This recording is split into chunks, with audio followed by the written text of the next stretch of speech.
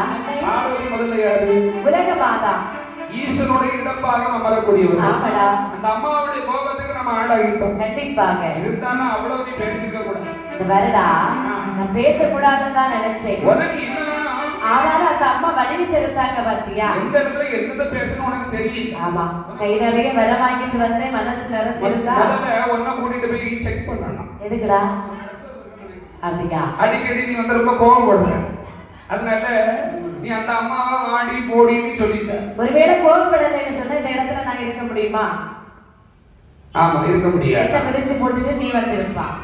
நான் அங்கே இருக்க விரும்பவே இல்லம்மா. நீ நல்ல விருப்பப்பட்டுதான் இருக்கேன்னு எனக்கு தெரியும். இப்படி நீங்களாட்டே முடிவு பண்ணி ஏமா ஏற்றி விடுறீங்க? சும்மா இருக்க தவறை. அதனால அந்த அம்மாவுடைய கோபத்தை நம்ம தணிக்கணும். என்ன செய்யலாம்? அம்மாவுக்கு ஒரு கோயில் கட்டிடுவோமா? நம்ம கோட்டைக்கு நம்ம கோட்டைக்கு முன்னாடி கட்டிடுவோம். ஆகட்டு வந்து கோயில் கட்டினா மட்டும் வேணாது. சரி. ஆண்டுக்கு ஒரு கப்ப பணம் கொடுத்து வருவீங்க. தாயார் பார்வதி மனமையில ஆண்டுக்கு ஒரு கப்பம் செலுத்தி வருகின்றார். சில காலங்கள் விளைகின்ற போது இவனுக்கு மமதை